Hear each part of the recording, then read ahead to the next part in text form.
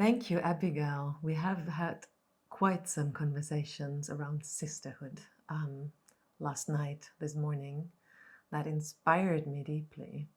And we ended with really feeling that we need to redefine sisterhood.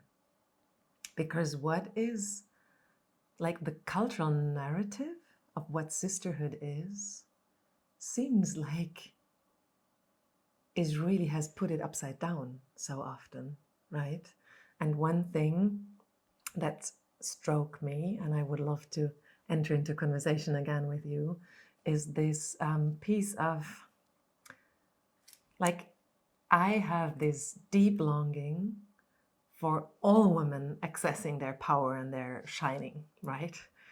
And one piece I found and we found in our conversation is that there's also a part in me who needs the other woman to be in her power and shine in order to be allowed to be in my power and shine.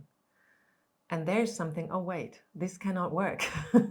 This cannot work. And like, my impression is that the whole picture of we all need to be equal and shining equally at the same moment, and then it's good, and then we are all strong together, that it's just a wrong paradigm. It's a wrong vision. What do you say? I think it's not just a wrong paradigm. I think it's old patterning. Mm-hmm. I think it's something that is so deeply rooted in our societal structures that is really inherited. If you just think about it, being a little girl with our mothers, for example, what do we want?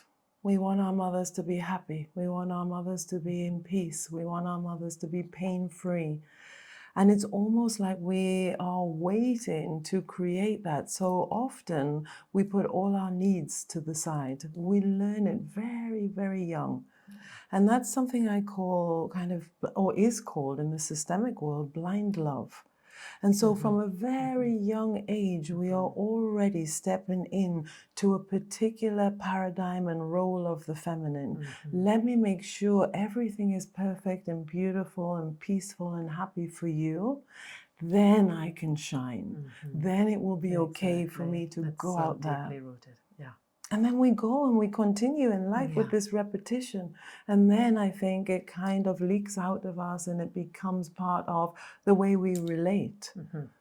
So really what we're seeing is the deepest kind of encoding comes from our attachment wounding. Yeah. And then we kind of recycle it and in our sisterhood believe that that's how it must be. Let me make you fabulous, perfect, happy, and then it's okay for me. Exactly. And you are a good sister only if you make me feel good. Right.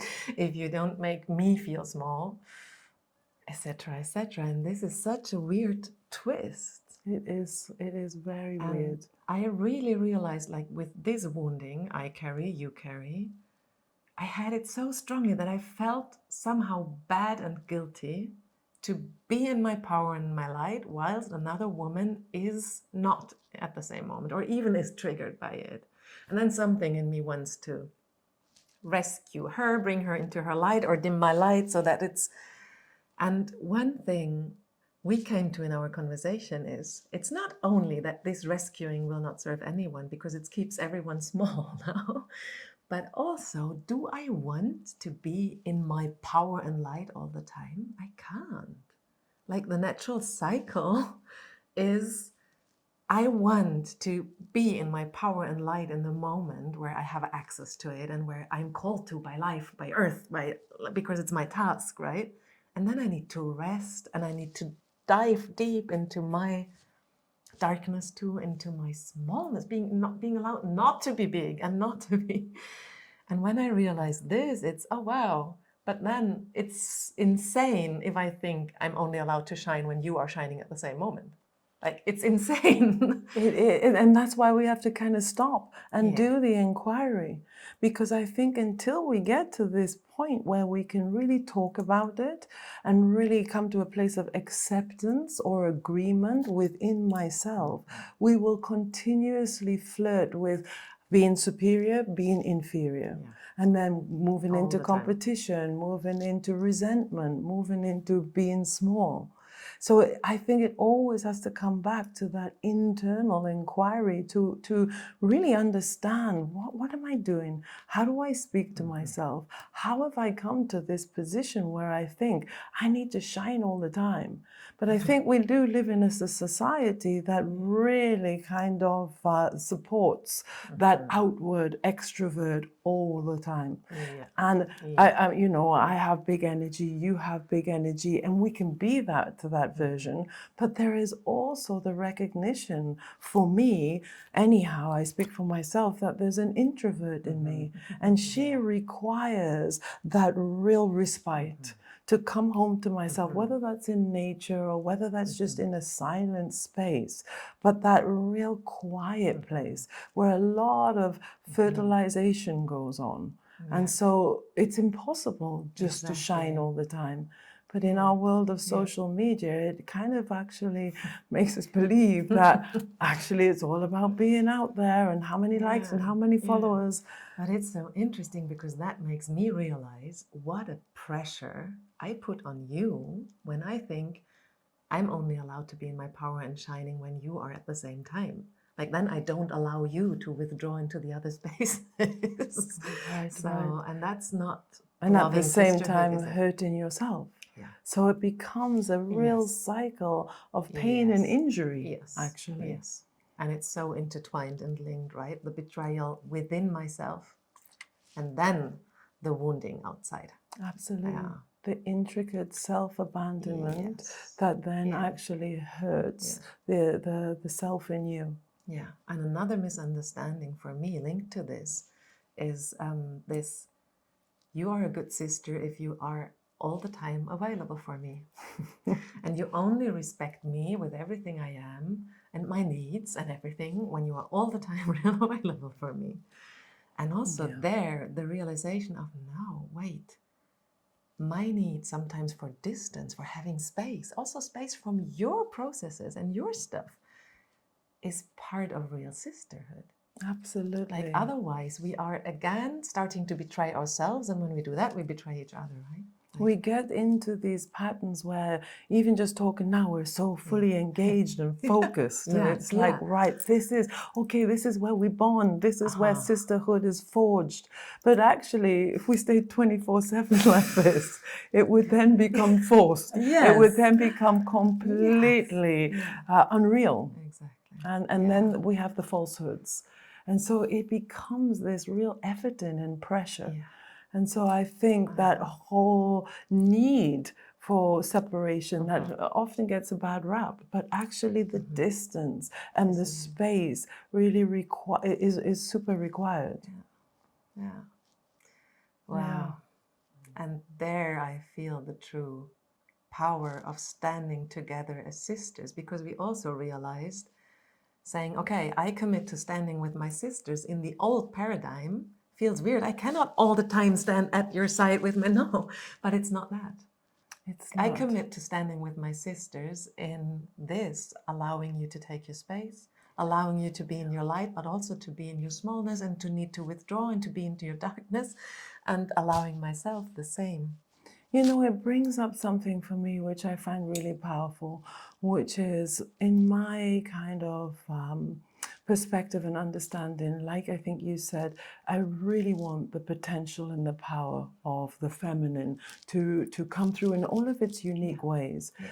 And so I wonder if it's uncomfortable for us who are out there in this dynamism to actually be in a space with what we might call helplessness or powerlessness. And without kind of intruding and trying to fix it or make it different.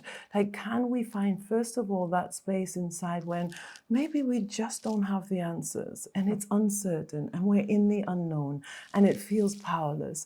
Yes. Can we learn how to just allow that to be? Because that's not what is supported in society. This is the redefinition again.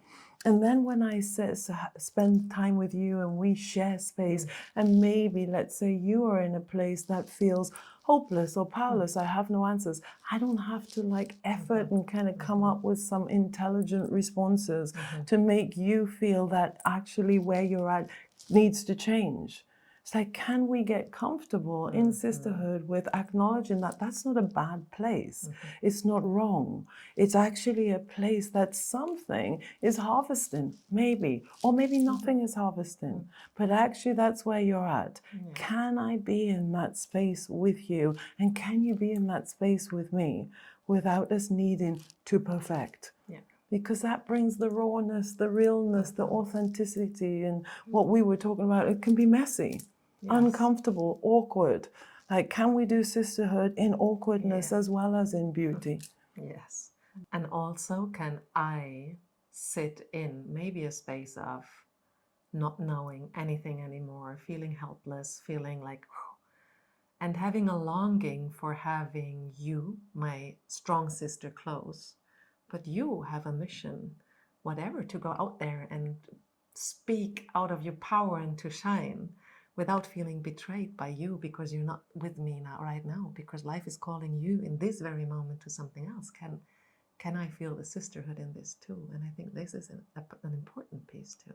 I think you're bringing that aspect of recognizing we're not equal and we don't need to be. We are unique. And in that moment, you're experiencing your uniqueness. And I'm going out there, perhaps in my moment, with my uniqueness. It's not better or worse. It's not a competition. It's not that actually one is right or wrong. It's just what's happening. And I feel that's that whole embrace of being able to include. Sisterhood for me is about inclusion. And of course, a work in motion. I'm not thinking that I've arrived somewhere, but as soon as we start excluding, that's when the ripples start. That's when I think where contamination happens. So how do we learn to really include the light, the dark, the pain, the excitement, the grief, the expansion, whatever it is? And be okay with it in ourselves. We were just discussing, like, you have a different set of skills. I have a different set of skills. Are they transferable? Possibly. But actually, I will start to dilute if I think I need to do what you can do really well, and vice versa. Exactly. And if I think I have to leave what life is calling me for and where my strength is in order to, whatever, help you with the struggle in yours in this very moment, then when you go back, it'll still be in that same place, but we've created stagnation. Exactly. Yes. And that flow and that movement and fluidity, I think, is a huge part of sisterhood. It's like, where is the flow, you know? That kind of water always finds its avenues. I think there's it's almost like there's a lubrication in sisterhood, that we have our own kind of fluidity, and we have to keep lubricating that. And we have to allow the flow, right? Right. And we always want to hold on, like, right now I received so much support and love from you. I want that to continue. But the next moment you have to do something else, or you need support yourself. Like, and when you speak like that, it's almost like we have this need for control. And it comes from a deep, big one, isn't it? A deep layer of fear, but it is a huge one. Like, let me control it. It was great, so let's like kind of let's bottle this. But there is something on Mother Earth, in our mysterious life, that is always changing. And so another way of kind of being able to dance with life means that we're in constant motion. Otherwise, we hold on and wonder why things aren't changing, right? Which is quite a paradox. It feels like the beginning of a shift in paradigm and of really redefining sisterhood and finding the real strength and not the false, pretended, Yeah, and may be it strong continuously together. be redefined and redefined, Yes, exactly. continuous motion and changing. And may we learn from the cycles in nature, right? Yes. Oh, thank you. Thank you. Sisterhood redefined. The beginnings of. Plant the seeds. Yes.